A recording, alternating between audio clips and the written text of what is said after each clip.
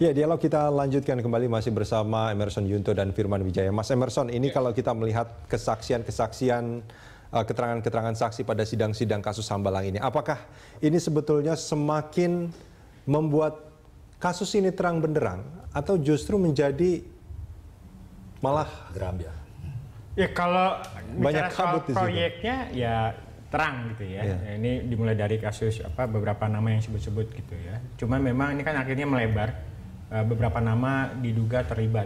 Nah, jadi pertanyaan misalnya ada kesaksian dalam sebuah persidangan, bukankah itu mestinya menjadi bukti juga, bukti persidangan? Harusnya gitu, itu paling tidak itu harus, tapi tidak berdiri sendiri. Kesaksian kan satu dari beberapa bukti, ya. Ada bukti dokumen dan sebagainya. Dan kemudian yang saya pikir penting dilakukan adalah KPK perlu melakukan verifikasi atau melakukan cross check kembali apakah pernyataan-pernyataan dari saksi ini itu didukung juga dengan bukti-bukti yang ada gitu ya. Misalnya dia sebut soal penerimaan atau pemberian sejumlah uang kepada Marzuki Ali, Andi Malarangeng gitu, yang ini itu tidak muncul di kesaksian atau di proses persidangan Andi Malarangeng gitu ya.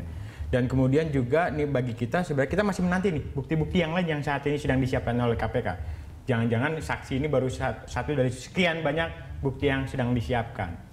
Nah, proses-proses perjalanan kasus Hambalang lagi kita katakan ini belum bisa tuntas. Memang semua banyak terungkap, tapi bagi kita terpenting di ICW bicara soal proyek Hambalang, kasus korupsi proyek Hambalang tidak hanya bicara soal membongkar, tapi menuntaskan siapa saja yang diduga terlibat dalam proyek Hambalang dan kemudian menerima manfaat tanda kutip gratifikasi dan sebagainya dari proyek Hambalang itu harus diproses.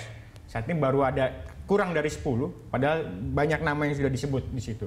Iya, ada Marzuki Ali, ada Fahri Hamzah yang baru bahkan ini ya. Fahri Hamzah disebut-sebut ya, Iya. Walaupun memang ya lagi-lagi apakah kesaksian yang disampaikan Julianis didukung oleh bukti-bukti ada, tapi Iya. paling tidak ini yang harus dikejar oleh KPK. Tapi kan ini menarik sebetulnya kalau kita melihat dalam kasus keterangan soal Fahri Hamzah aja. Ketika Fahri Hamzah diminta untuk menandatangan itu tidak menandatangan, yang menandatangan adalah Nazarudin.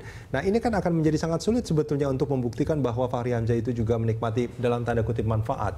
Dan itu juga mungkin berlaku kepada pihak-pihak lain yang terkait.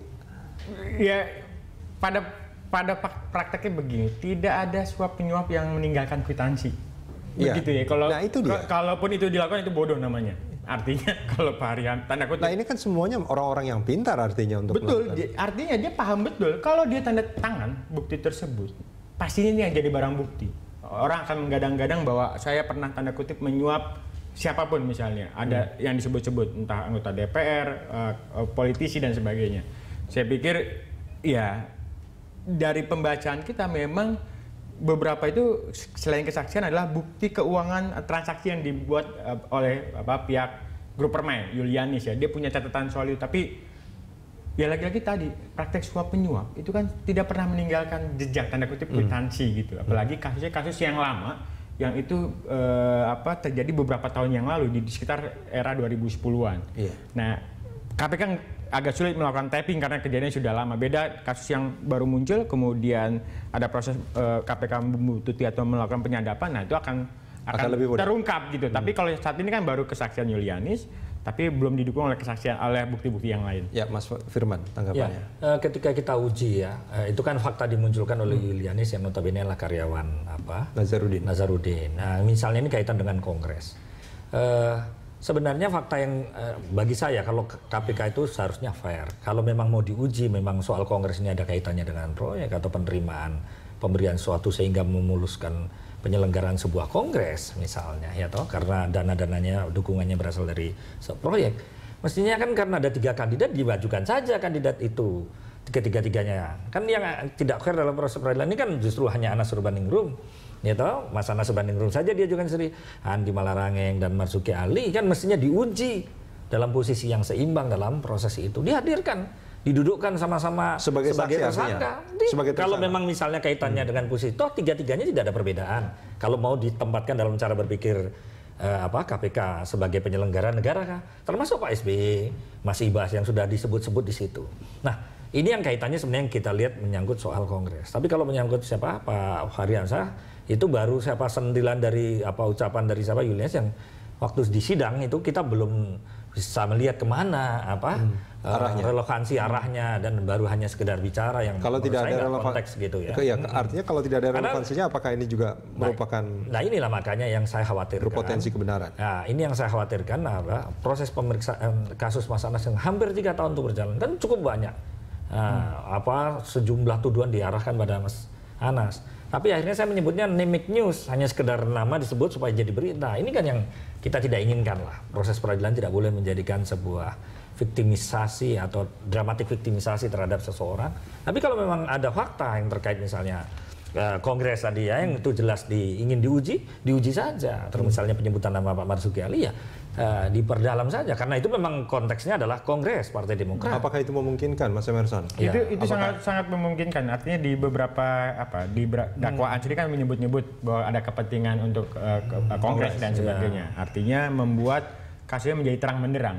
Ada tidak kaitannya proyek Hambalang ini dengan pembiayaan untuk para kandidat di Kongres.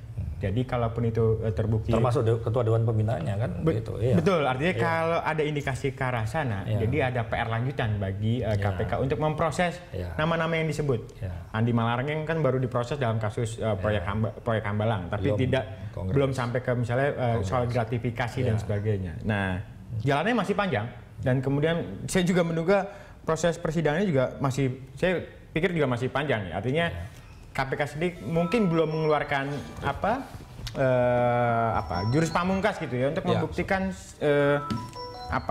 Anas itu betul-betul kuat terlibat dalam praktek pencucian uang dan gratifikasi.